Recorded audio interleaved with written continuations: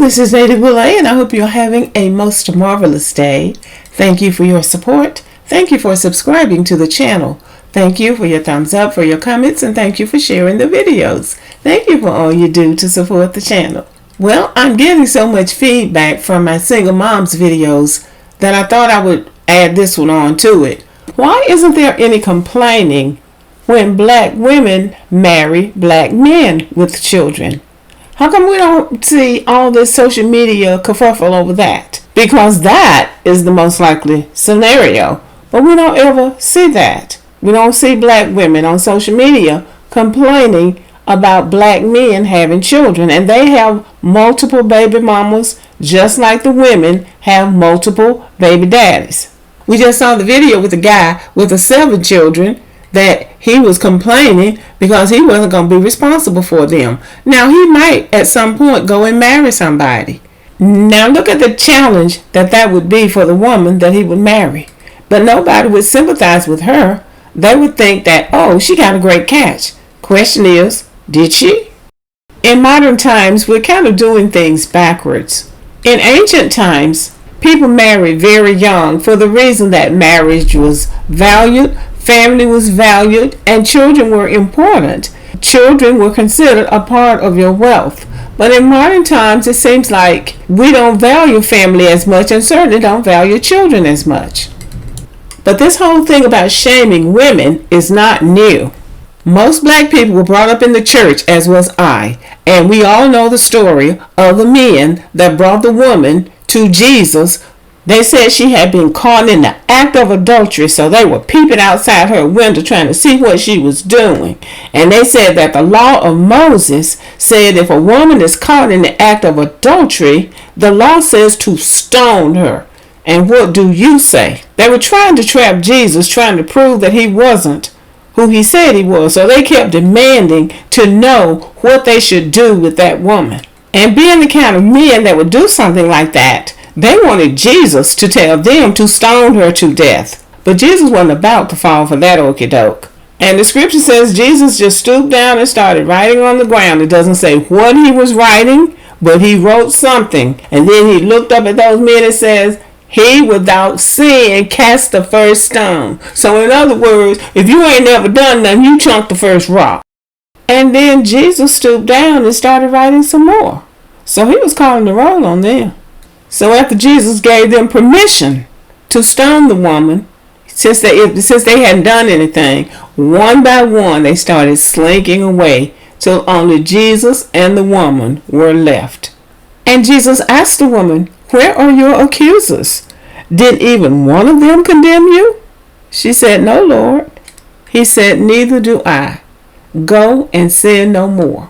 Not one of them had the nerve to throw a rock, because it's a good chance that woman could have turned on them and said, "Well, you know what? You've been up in my bedroom too." So anyway, they didn't have the nerve to throw a rock at her when they realized that it wasn't just about the woman, it was also about them. And I see some of this in the way that single mothers are being persecuted. We're going to shame her. We're going to talk about her on social media. We're going to make her the butt of the jokes. We're going to really scorn her and let the world know that this is what she has done. But in the face of the true and living God, who sits high and looks low, you're under judgment too. There is no scripture that condemns a woman for fornication or adultery, but excuses a man. There is no scripture that does that. We're under the same judgment. If it's wrong for that woman, it's wrong for that man. And shame on the culture of people who will condemn one and not the other. I think we can all agree that the best case scenario is for 2 people to be married when they engage in the procreation process. And the responsibility of that act is on both people.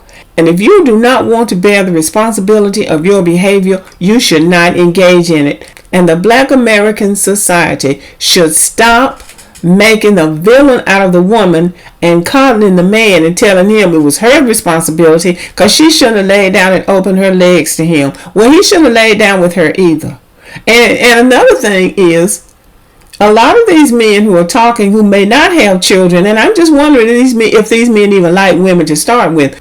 I don't want to be going back and forth with men who are talking about women having children who don't even like women. I want this discussion to be between men who like women, who have a problem with women having children without the benefit of a husband or a supportive partner. I don't mind having that discussion, but I don't want to be arguing back and forth with men who don't even like women. There was a person who gave me a personal challenge that I will address at a later date. Someone commented that the reason I am defending single moms is because either I was a single mom at some point in my life or one of my daughters is a single mom. Neither is correct. And I am going to address that in another video. I'm going to say why I feel so strongly about this persecution of single moms. But I'm not going to do it in this video because I'm talking about now. Why isn't anybody complaining about black women who marry black men with children? Because that happens a lot too. And they are expected to embrace those children and nurture those children and be supportive of them. That's what's expected of a black woman. But somehow a black man is not expected to do that. They don't want to raise another man's children. And not only that, they get mad when another man decides, I can do this. I can raise these children.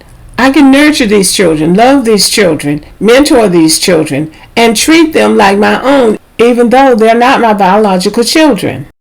And a right-thinking man will acknowledge that he does not want to go into a marriage with the responsibility of raising another man's children. But when you're going to go hard on another man because he decides that he has been blessed with the gift of fatherhood, that he can nurture and love a child that he didn't biologically father, you get mad about that. It's something wrong with you. It is something wrong with that thinking. Yes, it's understandable that you don't want to do it, but the question is, why are you upset because somebody else wants to do it? Why are you upset about that? That is a problem. The baby mama crisis in the black community is not going to be solved if only black women are held accountable or shamed or embarrassed or condemned for being single mothers, but there's no condemnation for the father of her children.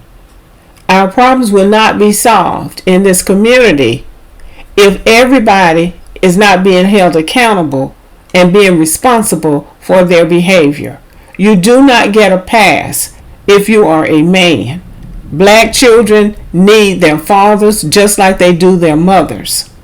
But somehow, when black women take on the responsibility of black men's children, that's okay. But black men are out here talking about not wanting to be the father of black women's children. If you don't like black women, I think we gotta learn how to figure out who's talking. Who is talking?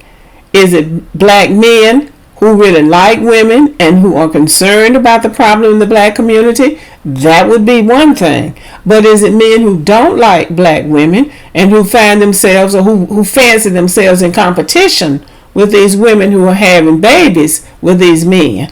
Then that's a whole different thing. So we do have to kind of figure out who's doing the talking, because I think we've been overlooking that aspect of the conversation. But black children growing up without two responsible, caring parents is a real crisis in America. And it's not going to get any better if black men think that they can get out here and fornicate and have all the sex that they want without any responsibility, because all you have to do once somebody gets pregnant or once a child becomes a reality is go on social media and start railing against single mothers, and there's no responsibility to you. That is the recipe for disaster. Men have to take responsibility for their behavior too. And the whole idea that there's a segment of the black American community that says black men shouldn't take responsibility for what they do because it's the woman's responsibility. That is a race of people in decline. The men have to take responsibility. That's what leadership is. This mentality that black men don't have to take responsibility for what they do has given rise to the mentality that it's perfectly okay for black women to marry men who have several baby mamas, but something wrong with a man marrying a black woman with children. See, this is the immaturity that we suffer from. It robs black children of their fathers, and it prevents black men from growing to their full potential, because anytime you are shirking your responsibility, you are stunting your growth. Single motherhood is a challenge for all concerned, especially the children. And I don't think it's a great idea for women to be having children without the support of a husband or a supportive partner. But if the woman is going to be condemned for being a single mom, then so should the man.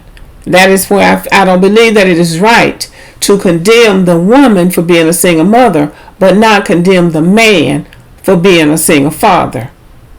And if it is right for a black woman to marry a black man with children, then it is all right for a black man to marry a black woman with children. I don't think that one is better than the other. Okay, but y'all let me know what you think about the video. Thank you for listening. Subscribe to the channel. Give me a thumbs up. Leave a comment. Share the video. And as always, have a great day.